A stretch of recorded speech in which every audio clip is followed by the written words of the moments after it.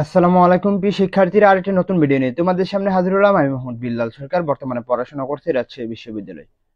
তো আজকে আমরা একটি খুবই ভাইটাল পার্ট এবং খুবই গুরুত্বপূর্ণ একটা ভিডিও করব। সেটা হচ্ছে যে বিশ্ববিদ্যালয়ে চান্স পাবে, যে 5টি কাজ করলে তুমি বিশ্ববিদ্যালয়ে চান্স পাবে, সেই বিষয়ে কিন্তু কথা বলার চেষ্টা করব।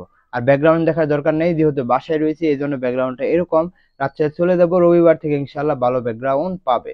আর যেহেতু আমরা গরিব মানুষ, তেমন মধ্যবিত্ত ফ্যামিলি, তো আমার ব্যাকগ্রাউন্ডটা এরকমই। সো আমি আজকে কথা বলে বিশ্ববিদ্যালয়ে চান্স পাবে, যে 5টি কাজ করলে তুমি বিশ্ববিদ্যালয়ে সহজে চান্স পাবে, সেই বিষয়ে কিন্তু কথা বলার চেষ্টা করব।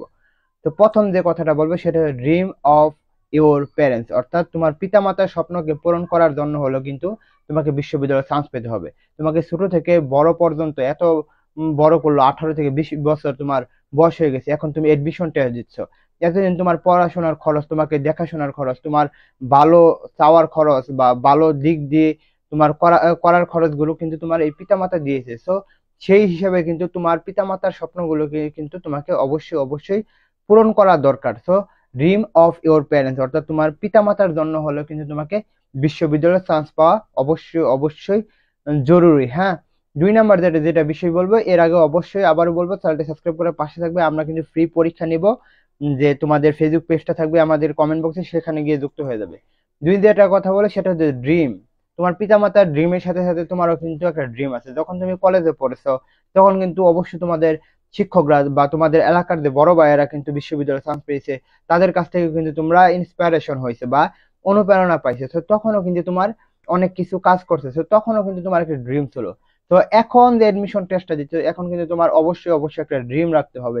সেটা ঢাকা বিশ্ববিদ্যালয় হোক, সেটা গুচ্ছে যে কোনো বিশ্ববিদ্যালয় হোক, বা রাজশাহী বিশ্ববিদ্যালয় হোক, যে কোনো বিশ্ববিদ্যালয় হোক, সেটা কিন্তু তোমাকে অবশ্যই অবশ্যই রাখতে হবে। তো তোমাকে ড্রিম তো পূরণ করার জন্য হলো তোমাকে কাজ করতে হবে। অর্থাৎ তুমি যখন ড্রিমটা দেখবে বা স্বপ্নটা দেখবে, তখন কিন্তু তোমার মধ্যে একটা ইন্সপিরেশন আসবে বা মোটিভেশন কাজ করবে, দেখবে তখন কিন্তু তুমি সহজেই কাজ করতে পারবে। তো তোমাকে স্বপ্ন পূরণ করার জন্য হলেও কিন্তু তোমাকে বিশ্ববিদ্যালয়ে কিন্তু চান্স অবশ্যই অবশ্যই পেতে হবে। 3 নাম্বার যে কথা বলবে সেটা হচ্ছে যে বিশ্ববিদ্যালয়ে চান্স পাওয়ার জন্য সবচেয়ে বেশি ইম্পর্টেন্ট সেটা হচ্ছে কনসিস্টেন্সি। আমরা জানি যে কনসিস্টেন্সি সাকসেস ইজ কি টু সাকসেস, অর্থাৎ কনসিস্টেন্সি কিন্তু সফলতার চাবিকাঠি। অর্থাৎ তোমার যদি ধারাবাহিকতা থাকে, তাহলে তুমি বিশ্ববিদ্যালয়ে সহজে চান্স পাবে। আর যদি তোমার ধারাবাহিকতা না থাকে, একদিন 10 ঘন্টা, পরের দিন 5 ঘন্টা এভাবে যদি পড়ো, তাহলে কিন্তু আসলে বিশ্ববিদ্যালয়ে চান্স পাওয়া স্বপ্নের মতন। সো তোমাকে যদি বিশ্ববিদ্যালয়ে চান্স পেতে হয়, অবশ্যই তোমাকে এই কনসিস্টেন্সিটা অবশ্যই অবশ্যই রাখতে হবে।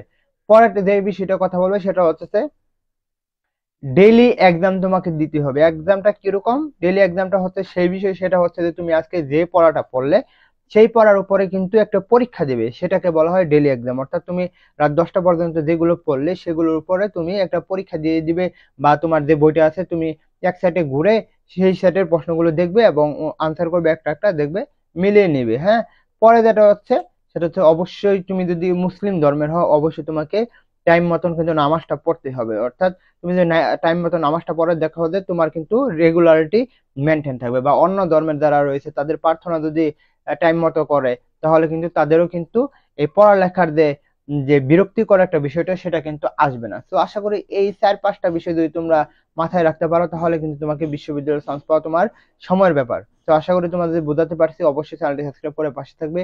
এই বলে আমি শেষ করছি। আসসালামু আলাইকুম।